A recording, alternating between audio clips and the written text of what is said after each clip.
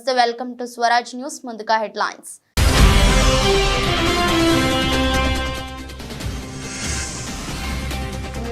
విజయవాడ ఆసుపత్రిలో చికిత్స పొందుతున్న కార్యకర్తలకు వైఎస్ జగన్ పరామర్శ. దాడులు ఆపాలంటూ కూటమి ప్రభుత్వానికి హెచ్చరిక.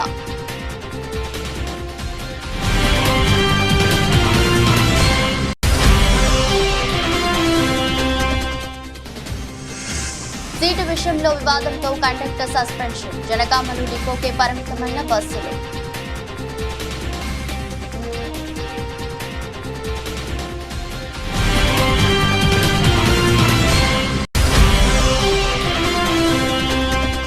అనపర్తిలో 10 కోట్లతో ఫుట్ఓవర్ బ్రిడ్జ్ నిర్మాణానికి మార్గం సుగమం. రైల్వే ఫుట్ఓవర్ బ్రిడ్జ్ నిర్మాణ నమూనాను రైల్వే అధికారులతో కలిసి పరిశీలించిన ఎమ్మెల్యే నల్లమిల్లి.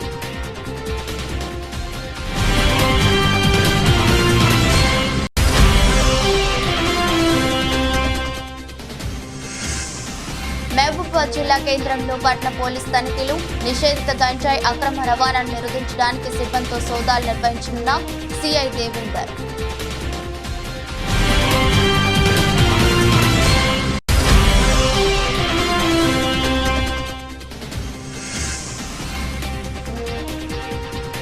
పారిస్ ఒలింపిక్స్ లో భారత్ కు ఖాయమైన మరో పథకం. ఫైనల్ చేరిన రెజ్లర్ వినేష్ ఫోగాట్.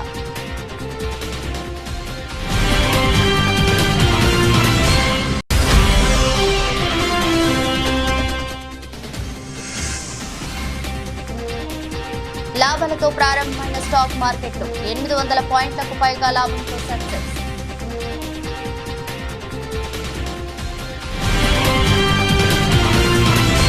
ఎన్టీఆర్ నవాబ్పేటలో తమ కార్యకర్తలపై దాడి జరిగిందంటూ వైసీపీ జాతీయ అధ్యక్షుడు జగన్ మండిపడ్డారు. ఆయన ఇవాళ విజయవాడ ఆసుపత్రిలో చికిత్స పొందుతున్న కార్యకర్తలను పరామర్శించారు. ఈ సందర్భంగా జగన్ మాట్లాడుతూ కూటమి ప్రభుత్వాన్ని మళ్లీ హెచ్చరిస్తున్నా దాడులు ఆపండి అని స్పష్టం చేశారు. నవాబ్పేటలో వైసీపీ కార్యకర్తలపై పక్కా ప్రణాళికతోనే దాడి జరిగిందని, సుమారు 20 మంది పచ్చి దాడికి పాల్పడ్డారని జగన్ ఆరోపించారు. ఇలాంటి దాడులతో చంద్రబాబు సాధించేది ఏమైనా ఉందా అని ప్రశ్నించారు. కార్యకర్తలను ఉద్దేశించి మాట్లాడుతూ, నేను సీఎంగా ఉన్నప్పుడు మిమ్మల్ని ఆదుకుంటా వచ్చాను. ఇప్పుడు రాష్ట్రంలో శాంతి భద్రతలు పూర్తిగా కంట్రోల్ తప్పాయని వివరించారు. గ్రామ స్థాయి నుంచే బీభత్సం సృష్టిస్తున్నారు. నంద్యాలలోనూ రాజకీయ హత్య జరిగింది. శుక్రవారం అక్కడికి వెళ్తున్నా ఇవాళ మీరు అధికారంలో ఉన్నారు, రేపు మేము గద్దెనెక్కుతాం.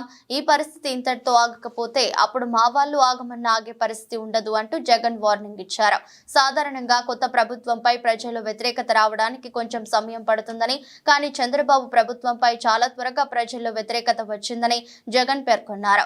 ఎన్నికల హామీలు నెరవేర్చకపోగా దాడులను ప్రోత్సహిస్తున్నారని ఆగ్రహం వ్యక్తం చేశారు. నవాబ్పేటలో అతి దారుణంగా కేవలం ఆధిపత్యం అన్నది చాటడం కోసం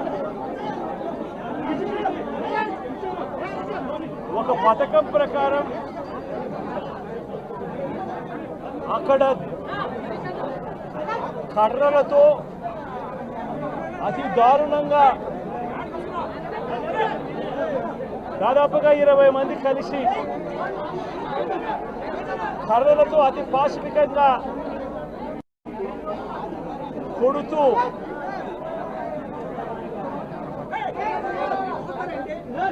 చివరికి హాస్పిటలైజ్ అయి తీవ్రమైన దెబ్బలతో వాళ్ళు హాస్పిటల్లో ఉంటే ఏం సాధిస్తా ఉన్నారు చంద్రబాబు నాయుడు గారిని అడుగుతా ఉన్నాను. మీరు చేసే ఈ కిరాతకాలు, ఈ దారుణాలు వాళ్ళ ప్రజలేమన్నా భయపడతారనుకుంటున్నారా? ఎవరు భయపడరు. ఇది ఇంకా కోపంగా మారుతుంది. ఇది ఇంకా కోపంగా మారి చంద్రబాబు నాయుడు గారిని తెలుగుదేశం ఆలోచన చేసుకోమని అడుగుతా ఉన్నా. మళ్ళీ చెప్తా ఉన్నా చంద్రబాబు నాయుడు గారికి, మీరు చేస్తూ ఉన్నది తప్పుడు సాంప్రదాయం. ఇది కనుక కొనసాగింది అని అంటే రేపు పొద్దున ఏం జరుగుతుంది అని అంటే, ఈరోజు మీ ప్రభుత్వం ఉంది, చాలా వేగంగా మీ ప్రభుత్వం కూడా తుడిచిపెట్టుకొని పోతుంది. ఆ తర్వాత మళ్ళీ మా ప్రభుత్వం వస్తుంది. ఆ తప్పుడు మా ప్రభుత్వం వచ్చినప్పుడు కార్యకర్తలు నేను వద్దు అని చెప్పినా కూడా వినకుండా ఆ కార్యకర్తలు చంద్రబాబు నాయుడు గారి తెలుగుదేశం పార్టీ వాళ్ళందరికీ కూడా బుద్ధి చెప్పే పరిస్థితి కూడా చంద్రబాబు నాయుడు గారు బీజం వేస్తూ ఉన్నారు ఈరోజు. దయచేసి నేను చంద్రబాబు నాయుడు గారికి చెప్తా ఉన్నా, ఈ తప్పుడు సాంప్రదాయాలను ఇంతటితో ఆపండి. ఈ తప్పుడు సాంప్రదాయాలు పెద్దయ్యాయి, వృక్షాలైనాయి అనంటే ఆ తర్వాత ఆపడం ఎవరి చేత కాకుండా పోతుంది. హుజూర్ నగర్ పట్టణంలో పలు అభివృద్ధి కార్యక్రమాల పనులు ప్రారంభించి గతంలో శంకుస్థాపన చేసిన పనులను పర్యవేక్షించిన మంత్రి ఉత్తమ్ కుమార్ రెడ్డి మొదటగా రామస్వామి గుట్ట వద్ద 2000 ఇండ్ల హౌసింగ్ కాలనీ పరిశీలించి అనంతరం కళ్యాణ్ లక్ష్మి షాదీ ముబారక్ చెక్కుల పంపిణీ, ఐటీఐ కళాశాల, ఏటీసీ సెంటర్ వర్క్ షాప్ కు శంకుస్థాపన, క్రిస్టియన్ శ్మశాన వాటిక పనులు పరిశీలించిన తర్వాత పట్టణంలోని ప్రభుత్వ 100 పడకల ఆసుపత్రి సందర్శించి వైద్య అధికారులతో రివ్యూ మీటింగ్ నిర్వహించారు. హుజూర్ నగర్ ఎస్సీ వర్గీకరణను హర్షిస్తూ అడ్డా రోడ్డులోని ఎంఆర్పీఎస్ నిర్వహించిన అభినందన కార్యక్రమానికి హాజరై మాదిగ సోదరులకు శుభాకాంక్షలు తెలిపారు. తర్వాత పట్టణంలోని ప్రభుత్వ డిగ్రీ కాలేజ్, ఇంటర్ కాలేజీలను సందర్శించి విద్యార్థులతో ముఖాముఖి కార్యక్రమం ఏర్పాటు చేశారు. అనంతరం ఎన్జీఓస్ కాలనీ నందు టీయూఎఫ్ఐడిసి పనులకు శంకుస్థాపన అనంతరం నీటిపారుదల మరియు పౌర సరఫరాల శాఖ మంత్రి ఎన్ ఉత్తమ్ కుమార్ రెడ్డి మాట్లాడారు. నిరుపేద కుటుంబాలు ప్రత్యేకంగా అలాట్మెంట్లో బెనిఫిషరీస్లో మేము ఎస్సీ, ఎస్టీ, బీసీ మైనారిటీస్కి ప్రియారిటీ ఇవ్వబోతున్నాము. ఇప్పుడు ఆయన కాంట్రాక్టరు చెప్పిన విషయం ఏంటంటే జనవరి లోపల పూర్తి చేస్తామని. ఇప్పటికైతే వర్క్ చాలా స్లోగా జరుగుతుంది. నేను ఇంజనీర్లకి, కాంట్రాక్టర్కి నేను హెచ్చరిస్తున్నా, ఈ స్పీడ్లో వర్క్ జరిగితే మాత్రం మరి ప్రభుత్వం నుంచి కఠిన చర్యలు తప్పవని చెప్పి కూడా వాళ్ళు హెచ్చరిస్తున్నారు. ఇంకా వర్క్ స్పీడు అందుకోవాలి, వేగవంతం కావాలి. ఇది రాష్ట్రంలోనే ఒక యూనిక్, ఒక స్పెషల్ హౌసింగ్ కాలనీ కాబోతుంది. నిరుపేదలకి ఈ హౌసింగ్ కాలనీ ప్రభుత్వం ఎంత ఖర్చు పెట్టినా ఉచితంగా 2160 కుటుంబాలకి ఇవ్వబోతున్నాం. ఆ లబ్ధిదారుల ఎంపిక వగైరా ఇతర విషయాలు మరి ఇంకా కొద్దిగా ముందుకు పోయిన తర్వాత ఈ పనులు పూర్తయ్యే సమయానికి ఆ ప్రక్రియ మొదలు పెడతాం. లబ్ధిదారుల ఎంపిక పూర్తిగా పారదర్శకంగా ఉంటుంది. ఫస్ట్ ప్రియారిటీ హుజూర్ నగర్ టౌన్లో ఉండే వాళ్ళకి, నిరుపేదలకి, ఇండ్లు లేని వాళ్ళకు ఉంటుంది. ఆ తర్వాత అక్కడి నుంచి అందరు అకామిడేట్ అయిపోయిన తర్వాత హుజూర్ నగర్ మండలం నుంచి కూడా ఏమైనా అప్లికేషన్ ఇస్తే అది కూడా కన్సిడర్ చేస్తాం. రాష్ట్రంలో మన ప్రభుత్వం, ప్రస్తుత కాంగ్రెస్ ప్రభుత్వం ఒక మహత్తర హౌసింగ్ కార్యక్రమం చేపట్టిన విషయం మీ అందరికీ ఒకసారి గుర్తు చేస్తున్నాం. ఈ ఆర్థిక సంవత్సరంలో కృష్ణా గోదావరి నదుల అనుసంధానమైన ఇబ్రహీంపట్నంలోని పవిత్ర సంగమానికి పూర్వవైభవం తెస్తామని, ఇక్కడ నిత్యహారతులను పునరుద్ధరిస్తామని ఆంధ్రప్రదేశ్ రాష్ట్ర దేవాదాయ ధర్మాదాయ శాఖ మంత్రివర్యులు ఆనం రామనారాయణ రెడ్డి హామీ ఇచ్చారు. ఇబ్రహీంపట్నంలోని పవిత్ర సంగమం పాత్రాన్ని ఆయన మైలవరం శాసనసభ్యులు వసంత వెంకట కృష్ణ ప్రసాద్ తో కలిసి పరిశీలించారు. ఈ సందర్భంగా పవిత్ర సంగమం ప్రాంతంలో తీసుకోవాల్సిన చర్యలపై వాకబు చేశారు. ఈ సందర్భంగా మంత్రి రామనారాయణ రెడ్డి మాట్లాడుతూ మైలవరం శాసనసభ్యులు వసంత వెంకట కృష్ణ ప్రసాద్ తన వద్దకు వచ్చి పవిత్ర సంగమం ప్రాంతాన్ని పరిశీలించి గత వైభవాన్ని తీసుకురావాలని తనకు విజ్ఞప్తి చేయగా వెంటనే ఈ ప్రాంతాన్ని పరిశీలించినట్లు స్పష్టం చేశారు. పవిత్ర సంగమం గురించి వారు వివరించడం జరిగింది. ఈ పవిత్ర సంగమంని మళ్ళీ పునరంకితం చేయాలి, దీనికి పునర్నిర్మాణం చేయాల్సిన అవసరం ఉంది. ఇది పెద్దలు ఆనాడు ఇప్పటి మన ముఖ్యమంత్రి శ్రీ నారా చంద్రబాబు నాయుడు గారు ఆనాడు ప్రారంభించిన తర్వాత గడిచిన 5 సంవత్సరాల్లో దుర్మార్గపు వైసీపీ పాలనలో దాన్ని నిర్లక్ష్యం చేసి ఆపేయడం జరిగింది. దీన్ని మళ్ళీ మొదలుపెట్టాలి, మీరందరూ రావాలి అని కోరినప్పుడు నేను వెంటనే ఒక నిర్ణయం తీసుకొని మా కమిషనర్ గారితో, మా ఈఓ గారితో మాట్లాడి అలాగే ఎమ్మెల్యే గారికి కూడా చెప్పడం జరిగింది. ఈరోజు వెళదాం, వెళ్ళి చూద్దాము, అన్ని పరిస్థితుల్ని గమనించాక మరి ఇంకా ఏ శాఖలు ఏ అధికారులతో మాట్లాడాలో మళ్ళీ ఒకసారి మాట్లాడి ఏర్పాట్లు చేద్దామని చెప్పి ఒక నిర్ణయం అయితే ఈరోజు చేసుకోవడం జరిగింది. అది చూడటానికే ఈరోజు ఉదయం ఆయన పిలవగానే సాయంత్రం 6 గంటల సమయంలో మేమందరం ఇక్కడికి వచ్చాం. పవిత్ర సంగమం కలిసే ఈ ప్రాంతం ఎంతో పవిత్రంగా ఉండాలని మన ముఖ్యమంత్రి శ్రీ చంద్రబాబు నాయుడు గారు కోరుకున్నారు. దురదృష్టం మరి వైసీపీ పాలనలో నిర్లక్ష్యం చేసి పవిత్ర సంఘాన్ని అపవిత్రం చేసి ఈ ప్రాంతాన్ని అంధకారమయం చేసినటువంటి వాళ్ళు జగన్మోహన్ రెడ్డి గారి నాయకత్వంలో గతంలో ఉన్నారు. ఇవాళ ఆ పరిస్థితులు మారే.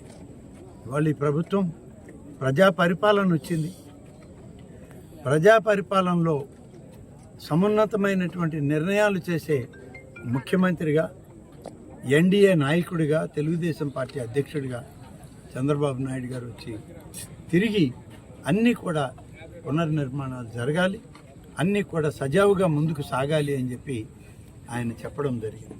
అందుకని పవిత్ర సంగమం కూడా మరి గతంలో ఏ విధంగా పవిత్రంగా దీన్ని భావించి ప్రతిరోజు నిత్యం ఆర్తలిస్తూ వేలాది మందికి కన్నుల పండుగగా ఉన్నటువంటి ఈ ప్రాంతాన్ని తిరిగి మళ్ళీ ప్రారంభించేదానికి ఆలోచన చేస్తూ ఉన్నాం. తెలంగాణలోని జనగామ జిల్లాలో ఆర్టీసీ బస్సులు డిపోకే పరిమితమయ్యాయి. ఓ కండక్టర్ను అన్యాయంగా సస్పెండ్ చేశారంటూ ఉద్యోగులు డిపో ఎదుట ఆందోళన నిర్వహించారు. సీటు విషయంలో జరిగిన వివాదం చివరకు కండక్టర్ పై ఓ మహిళా ప్యాసింజర్ ఫిర్యాదు చేసే వరకు వెళ్లింది. దీంతో అతన్ని సస్పెండ్ చేశారు. అయితే కండక్టర్ పై ఎలాంటి విచారణ జరపకుండా అన్యాయంగా సస్పెండ్ చేశారంటూ ఉద్యోగులు ధర్నాకు దిగారు. సస్పెండ్ చేసిన కండక్టర్ శంకర్ ను వెంటనే విధుల్లోకి తీసుకోవాలని డిమాండ్ చేశారు. ఉద్యోగుల ఆందోళనతో బస్సులు డిపోకే పరిమితమయ్యాయి. ఈ నెల 1న జనగామ నుంచి హన్మకొండకు వెళ్తున్న బస్సులో ఓ గర్భిణి ఎక్కింది. బస్సు కిక్కిరిసి ఉండటంతో కండక్టర్ శంకర్ గర్భిణి కోసం ఓ సీట్ను ఆపాడు. ఈ విషయమై ప్రయాణికులతో వివాదం తలెత్తింది. ఈ గొడవ అధికారుల దృష్టికి వెళ్లింది. దీంతో అధికారులు శంకర్ ను సస్పెండ్ చేశారు. అయితే ఏం జరిగిందో తెలియకుండా ఉద్యోగిపై చర్యలు తీసుకోవటం ఏమిటని ఉద్యోగులు ఆగ్రహం వ్యక్తం చేశారు. శంకర్ ను తిరిగి విధుల్లోకి తీసుకోవాలంటూ సిఐటి ఆధ్వర్యంలో డిపో ఎదుట బైఠాయించారు. ఎలాంటి విచారణ లేకుండా కండక్టర్ ను సస్పెండ్ చేసినందుకు అధికారులపై చర్యలు తీసుకోవాలని డిమాండ్ చేశారు.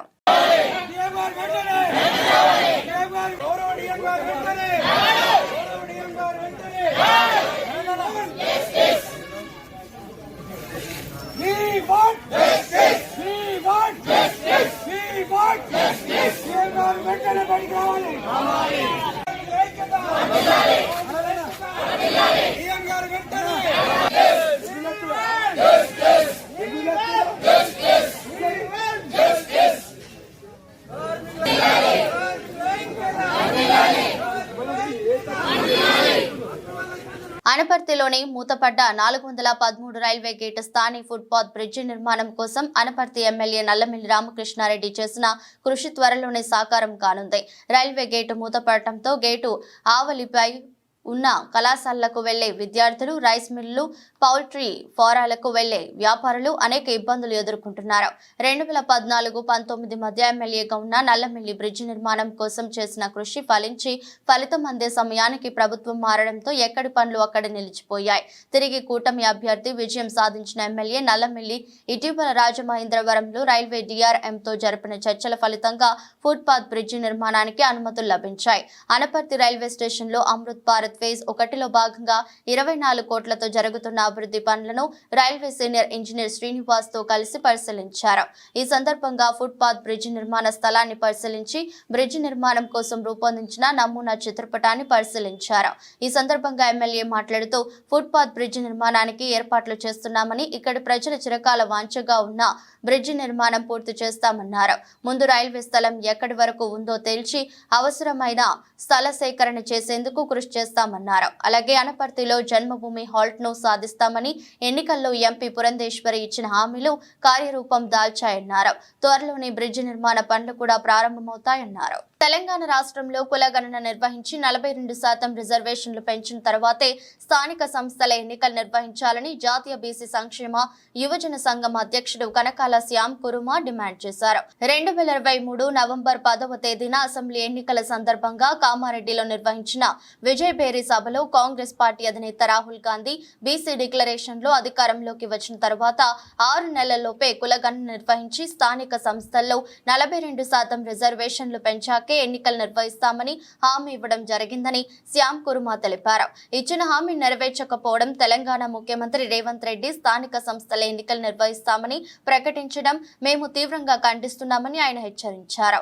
ఈ మేరకు బీసీ కుల సంఘాల జేఏసీ, బీసీ సంక్షేమ సంఘం, సంక్షేమ యువజన సంఘం తెలంగాణ ఆధ్వర్యంలో పెద్ద ఎత్తున ఏఐసీసీ కార్యాలయం ముట్టడి కార్యక్రమాలు జరిగాయి. మీరు ఇంట్లోనే గెలుస్తలేరు, ఇంకా పోయి వీధుల పోయి దేశాల పోయి ఏం గెలుస్తారని చెప్పేసి అని మేము మిమ్మల్ని ఒకటే సవాల్ డిమాండ్ చేస్తూ ఉన్నాం. ఎందుకంటే తెలంగాణలో మేము కులగణన చేస్తామని మేనిఫెస్టోలో పెట్టి లెక్కించిన తర్వాత 42% రిజర్వేషన్ పెంచుతాం బీసీలకు అని చెప్పేసి అని దొంగ మాటలు చెప్పి బీసీల ఓట్లు వేసుకొని గెలిచి ఈరోజు రేవంత్ రెడ్డి బీసీల పైన సవితల్లి ప్రేమ చూపిస్తుండు.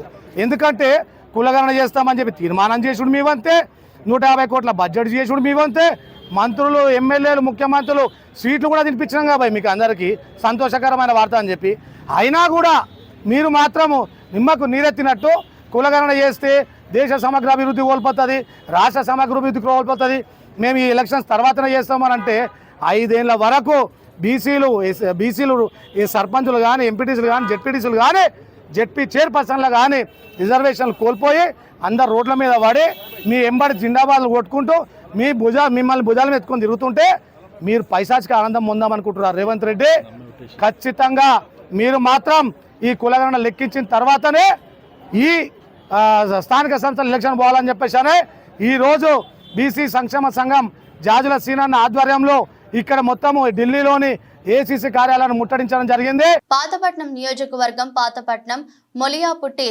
హిరమండలం, కొత్తూరు, ఎలన్పేట మండలాలకు చెందిన ప్రజా సమస్యలపై పాతపట్నం ఎమ్మెల్యే మామిడి గోవిందరావు బుధవారం నాడు ఎమ్మెల్యే క్యాంపు కార్యాలయం నందు ప్రజల నుండి ప్రజా సమస్యలు తెలుసుకునేందుకు ప్రజా దర్బార్ నిర్వహించారు. పాతపట్నం నియోజకవర్గం రాజకీయ చరిత్రలో తొలిసారిగా ఎమ్మెల్యే ఎంజీఆర్ ఈ కార్యక్రమం నిర్వహించడం పట్ల అన్ని వర్గాల ప్రజలు పార్టీలకు అతీతంగా, పార్టీ రహితంగా ప్రజా దర్బార్ నిర్వహించడం పట్ల ప్రజల నుండి హర్షాద రేఖలు వచ్చాయి.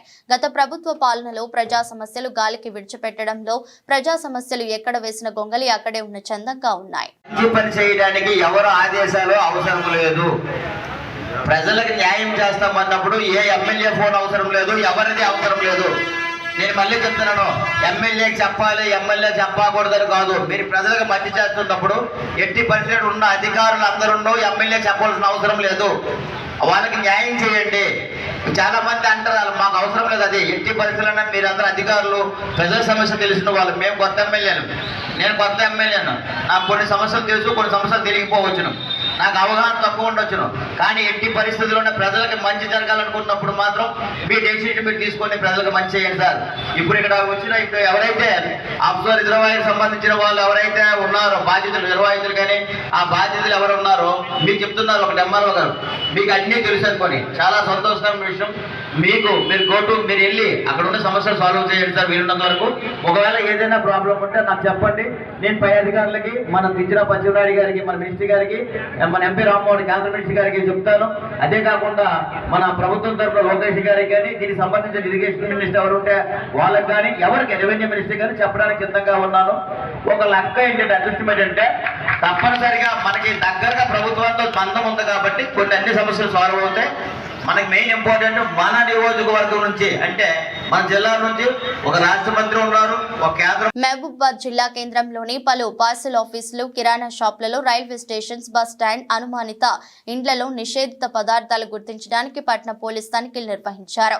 నిషేధిత గంజాయి అక్రమ రవాణాను నిరోధించడానికి నార్కోటిక్స్ విభాగంలో ప్రత్యేక శిక్షణ పొందిన పోలీస్ నార్కోటిక్ జాగిలం తో డాగ్ స్క్వాడ్ బృందంతో టౌన్ సిఐ దేవేందర్ సిబ్బందితో కలిసి తనిఖీలు చేపట్టారు.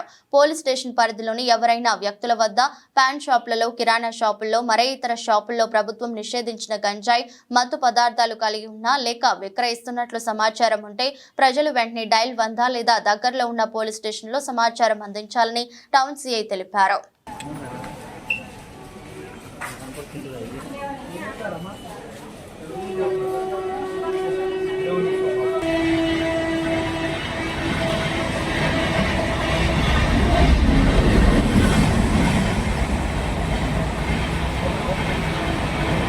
ప్రకాశం జిల్లా రాచర్లలో జీవో నెంబర్ 117 రద్దు చేయాలని కోరుతూ ఆంధ్రప్రదేశ్ ఐక్య ఉపాధ్యాయ ఫెడరేషన్ సభ్యులు పాలుగుల్ల రమణారెడ్డి డిమాండ్ చేశారు.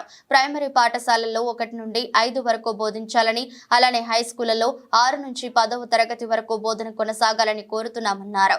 కూటమి ప్రభుత్వం అధికారంలోకి రాగానే జీవో నెంబర్ 117ను రద్దు చేసి పాఠశాలలు, ప్రైమరీ హై స్కూల్లో తరగతి గదులలో తాము కోరిన విధంగా నిర్వహిస్తామని హామీ ఇచ్చినట్లు గుర్తు చేశారు.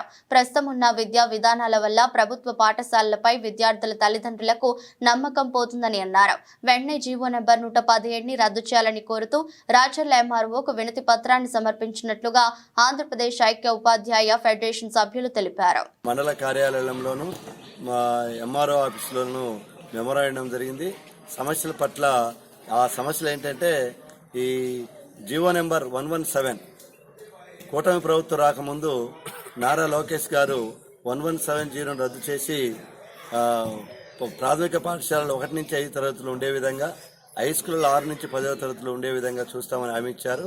ఆ మేరకు వెంటనే ప్రభుత్వం 1170 జీవోను రద్దు చేసి పాఠశాలల్లో 6 నుంచి 10 తరగతులు ఉండే విధంగా, అదేవిధంగా సమాంతరంగా తెలుగు మీడియము, ఇంగ్లీష్ మీడియం 2 నడిచే విధంగా చర్యలు తీసుకోవాలని, ప్రాథమిక పాఠశాలలో 1 నుంచి 5 తరగతులు ఉండే విధంగా, 5 తరగతులకు 5 మంది ఉపాధ్యాయులు ఉండే విధంగా చర్యలు తీసుకోవాలని, అదేవిధంగా హై స్కూల్లో ఉన్నటువంటి నాన్ టీచింగ్ పోస్టులు ప్రపంచ చేనేత దినోత్సవం పురస్కరించుకొని హసన్పర్తి చేనేత సహకార ఉత్పత్తి విక్రయ సంఘంలో వేడుకలు నిర్వహించారు. అఖిల భారత పద్మశాలి సంఘం హనుమకొండ జిల్లా అధ్యక్షులు బచ్చు ఆనందం కొండ లక్ష్మణ్ బాపూజీ చిత్రపటానికి పూలమాలలు వేసి వేడుకలను ప్రారంభించారు. అనంతరం సీనియర్ చేనేత కార్మికులను ఘనంగా శాలువాతో సన్మానించి పండ్లను పంపిణీ చేసి శుభాకాంక్షలు తెలిపారు. ఈ సందర్భంగా మాట్లాడుతూ ప్రభుత్వం చేనేత రంగం మరింత అభివృద్ధి పదంలో ముందుకు సాగాలంటే ప్రత్యేక నిధులు కేటాయించి ఆదుకోవాల్సిన అవసరం ఉందన్నారు.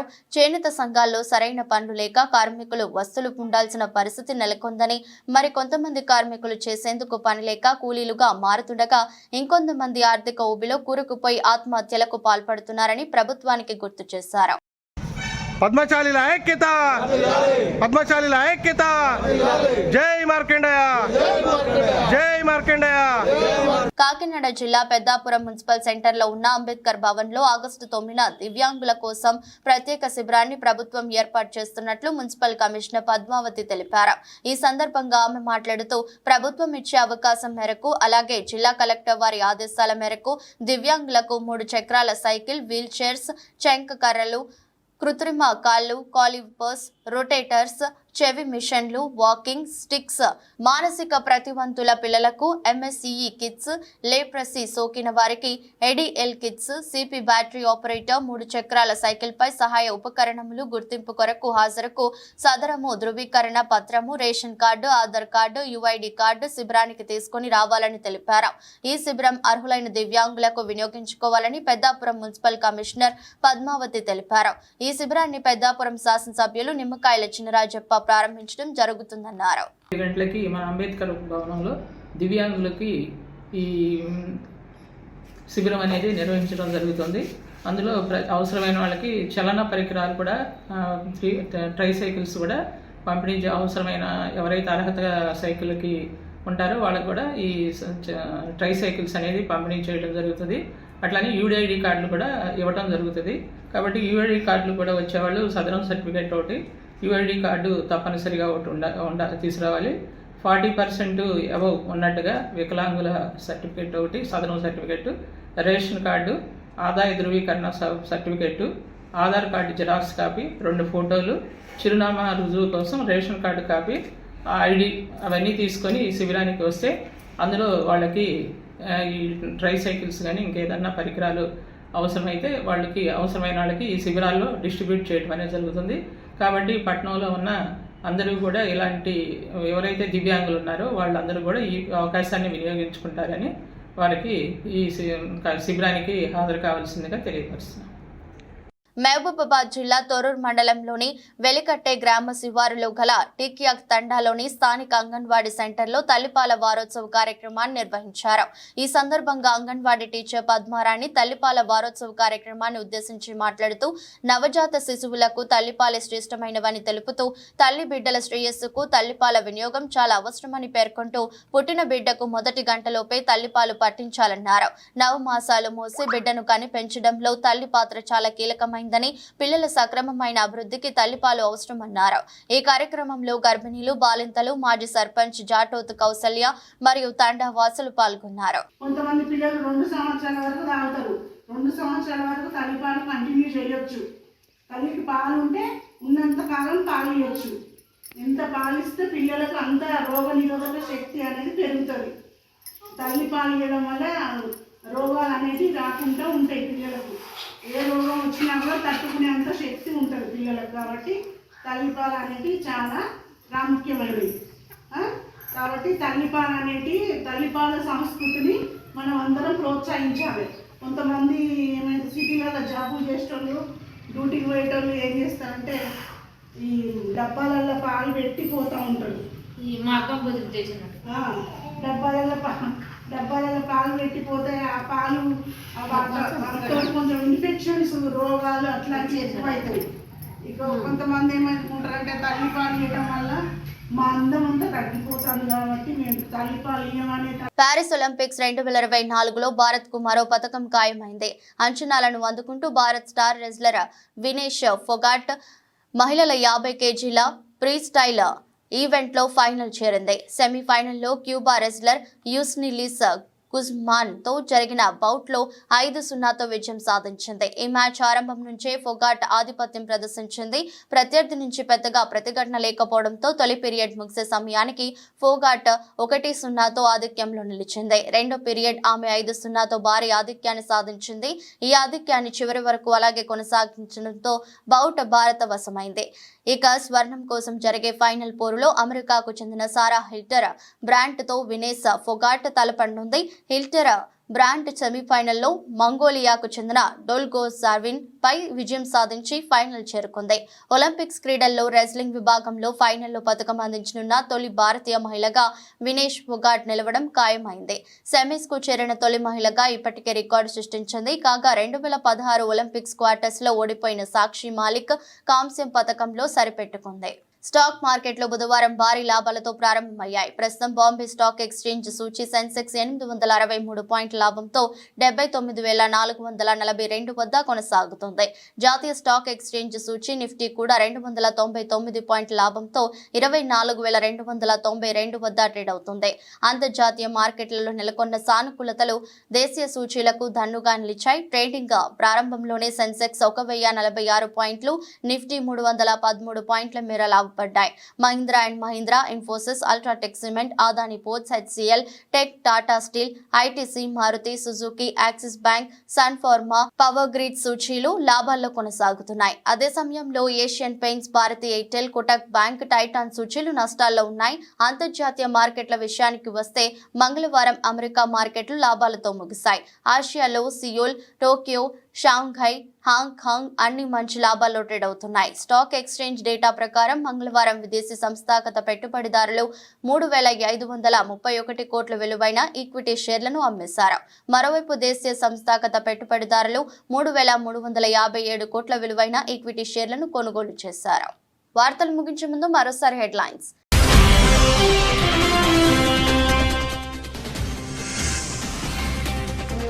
విజయవాడ ఆసుపత్రిలో చికిత్స పొందుతున్న కార్యకర్తలకు వైఎస్ జగన్ పరామర్శ. దాడులు ఆపాలంటూ కూటమి ప్రభుత్వానికి హెచ్చరిక.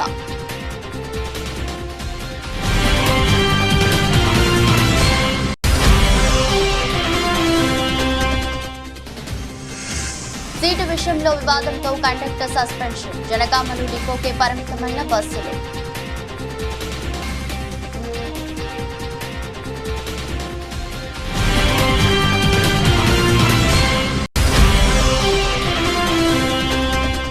అనపర్తిలో 10 కోట్లతో ఫుట్ ఓవర్ బ్రిడ్జ్ నిర్మాణానికి మార్గం సుగమం. రైల్వే ఫుట్ ఓవర్ బ్రిడ్జ్ నిర్మాణ నమూనాను రైల్వే అధికారులతో కలిసి పరిశీలించిన ఎమ్మెల్యే నల్లమిల్లి.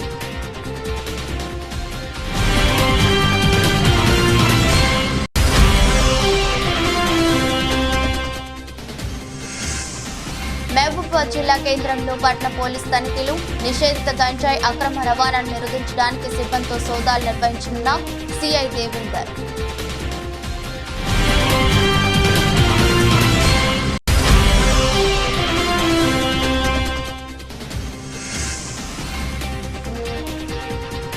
పారిస్ ఒలింపిక్స్ లో భారత్ కు ఖాయమైన మరో పథకం.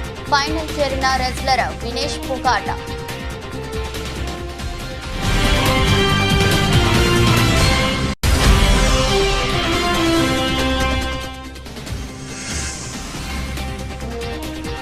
లాభాలతో ప్రారంభమైన స్టాక్ మార్కెట్లు 800 పాయింట్లకు పైగా లాభంతో సెన్సెక్స్.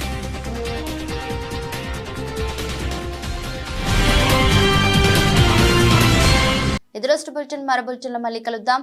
అంతవరకు సెలవు. నమస్కారం.